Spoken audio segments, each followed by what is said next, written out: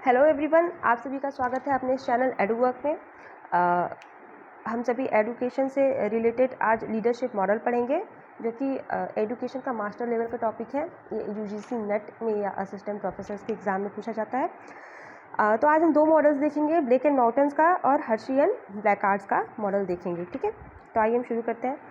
तो black and mountains ने जो मॉडल बताया वो प्रोडक्शन और पीपुल, यानी अपनी कंपनी में जो टास्क है, जो प्रोडक्शन है, जो भी वर्क हो रहा है और वहाँ पे जो भी एम्प्लॉय काम कर रहे हैं, उनसे जो एक लीडर है वो कैसे कैसे रिलेशनशिप को बिल्ड कर सकता है, कैसे रिलेशनशिप वर्क करते हैं, कैसे कैसे जो है कि उनकी ज्योमेट्री बनी रहती है टास्क से और वहाँ के एम्प्लॉय से, उसके बारे में ब्लेक एंड माउंटेन्स ने बताया।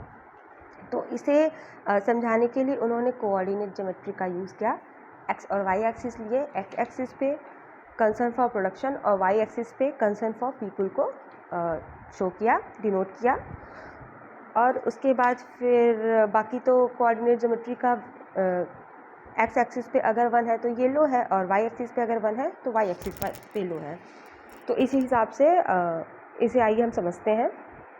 तो सबसे पहला जो एक लेवल हो सकता है वो लीडरशिप का इन्होंने बताया, वो एम्पावरिस्ट होता है। एम्पावरिस्ट का मतलब, इसका शाब्दिक अर्थ ही ये बता रहा है कि ना ही ये लीडर या लीडरशिप प्रोडक्शन को लेकर के अच्छा कंसर्न रखता है और ना ही अपने लोगों को या अपने एम्प्लॉयज़ को लेकर के अच्छे से कंसर्न्ड है। तो यानी कि ये लो लेवल का जो है लीडरशिप है, एम्पावरिस्ट। 1 को एल से भी हम डिनोट कर सकते हैं, एल फॉर लो।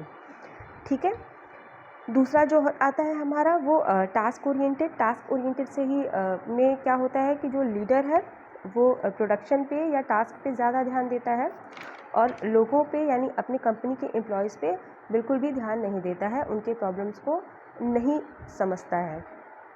तो ये हाई तो इसे हम HL भी कह सकते हैं, या फिर 9-1 से यहाँ पे दर्शाया गया है क्योंकि कंसर्न फॉर प्रोडक्शन मैक्सिमम है इसमें। ठीक है, और कंसर्न फॉर पीपल मिनिमम है। तीसरा जो लेवल हो सकता है वो है टीम मैनेजमेंट का। टीम मैनेजमेंट में क्या है, वो 9-1 नहीं 9-9 होगा यहाँ पर। टीम मैनेजमेंट सबसे अच्छा होता है इस वजह से क्योंकि इसमें कंसर्न फॉर पीपल भी मैक्सिमम है और कंसर्न फॉर प्रोडक्शन भी मैक्सिमम है, यानी ये टाइप का लीडरशिप सबसे अच्छी होती है या अच्छी मानी जाती है। इसमें एक जो लीडर होता है वो अपने लोगों के साथ अच्छे से टीम मैनेजमेंट करके अपने सारे काम को अच्छे से प्रोडक्टिव तरीके से फाइनलाइज कर पाता है। तो ये टीम मैनेजमेंट लीडरशिप मॉडल है। चौथा जो है इसमें लेवल, वो कंट्री क्लब है, जो कि इसमें क्या है, जो लीडर है वो सिर्फ लोगों के बारे में ही सोचता है, अपने एम्प्लॉयज़ के प्रॉब्लम्स के बारे में ही सोचता है, बस इन्हीं लोगों को लेकर के कंसर्न रहता है और कंपनी का प्रोडक्शन या कंपनी के टास्क पर बिल्कुल भी ध्यान नहीं देता है। तो इस लेवल को कंट्री क्लब लेवल कहते हैं। और इन सबसे अलग एक मिडिल ऑफ द रोड है, जिसमें एक लीडर जो है वो आधा ध्यान अपना प्रोडक्शन पे और आधा ध्यान अपने एम्प्लॉयज़ पे रखता है। तो यानी कि ना ही इधर ही अच्छा होता है और ना ही उधर ही अच्छा होता है, ना ही एम्प्लॉयज़ को, ना ही प्रोडक्शन को अच्छे से देख पाता है और ना ही पीपल को अच्छे से देख पाता है, तो वो मिडिल पाथ को अपनाता है। तो ब्लेक एंड माउंटेन्स ने यही मॉडल दिया था लीडरशिप के लिए। अगला जो है हमारा वो हर्शे एंड ब्लैकार्ड्स मॉडल है।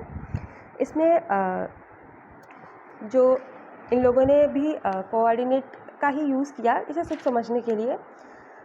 इसमें सबसे पहले, इसमें बेसिकली है क्या कि एक जो लीडर है उसकी लीडरशिप अथॉरिटेटिव है यानी डायरेक्टिंग है, या फिर लिबरल है, या मतलब अच्छे से रिलेशनशिप बिल्ड करके चलता है अपने एम्प्लॉयज़ के साथ, उसके बारे में ही बताया है।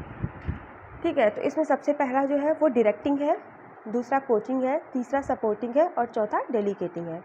डायरेक्टिंग में क्या है कि हाई डायरेक्टिव होता है, यानी कि अथॉरिटेटिव ज़्यादा है, बस तुम्हें दिशा दिखा देगा और दिखाते रहेगा। सपोर्ट बिल्कुल भी उसका बिहेवियर सपोर्टिव नहीं होता है, उसे कोई काम चाहिए तो चाहिए, इस तरह का वो लीडर होता है।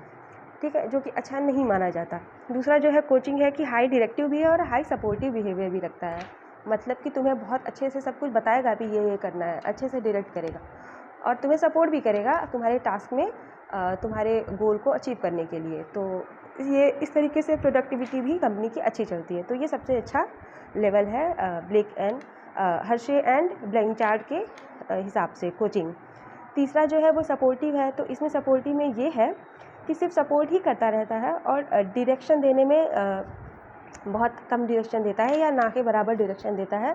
सिर्फ जो भी एम्प्लॉय कर रहा है अपने हिसाब से कंपनी के लिए, बस उसमें वो सपोर्ट करता रहेगा। अभी जैसा हमने ब्लैक एंड माउंटेन्स में पढ़ा, ब्लैक एंड माउंटेन्स के मॉडल में कि कंट्री क्लब जो फेज़ था बिल्कुल वैसे ही है कि बस एम्प्लॉयज़ पे ही ध्यान दे रहा है। चौथा जो है वो डेलीगेटिंग है। डेलीगेटिंग का मतलब ना ही सपोर्ट करता है और ना ही डायरेक्ट करता है, उसको अपनी कंपनी से कोई मतलब नहीं होता, यानी कि नो लीडरशिप, ये इस तरीके की होती है।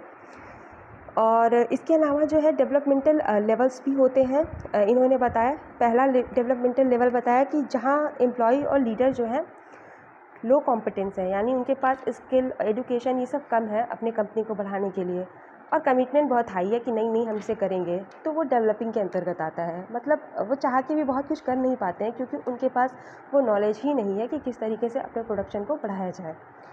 दूसरा जो है low to some competence and low commitment, मतलब कमिटमेंट तो कम है लेकिन थोड़ा कॉन्फिडेंस है कि कुछ कर सकते हैं।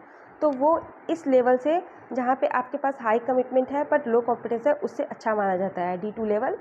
और ये जो है कि उससे ज़्यादा डेवलप्ड कंपनी रहती है D1 से। इसके बाद है D3, जिसमें मॉडरेट टू हाई कॉम्पिटेंस और वेरिएबल कमिटमेंट रहता है। मतलब कि कॉम्पिटेंस तो सही है, आपके पास औसत से ज़्यादा या बहुत ज़्यादा कॉम्पिटेंस है, यानी अच्छे खासे आप दक्ष हैं अपने कामों में, वहाँ के एम्प्लॉय अच्छे खासे दक्ष हैं किसी कंपनी के। पर कमिटमेंट जो है कभी ठीक है, कभी कमिटेड रहते हैं कि नहीं आज ये 1 महीने में ये अच्छे से कमिटेड होकर के काम करते हैं, और कभी कभी जो है कि फ्लेक्सिबल रहते हैं कि नहीं ठीक है, नहीं करना है इस तरीके से। तो ये जो है कि ये भी D3 जो है D1 D2 दोनों से ज़्यादा डेवलप कंपनी मानी जाती है। और D4 यानी सबसे ज़्यादा डेवलप कंपनी वो होती है जहाँ पे हाई कॉम्पिटेंस भी है, आपके पास स्किल और नॉलेज भी एम्प्लॉयज़ के पास बहुत ज़्यादा है, और बहुत ज़्यादा कमिटेड भी है अपने काम को लेकर के, अपने प्रोडक्शन को लेकर के और अपने गोल्स को लेकर के। तो ये सबसे ज़्यादा डेवलप यही होता है। तो आज के लिए इतना ही, बाकी हम कल डिस्कस करेंगे। धन्यवाद।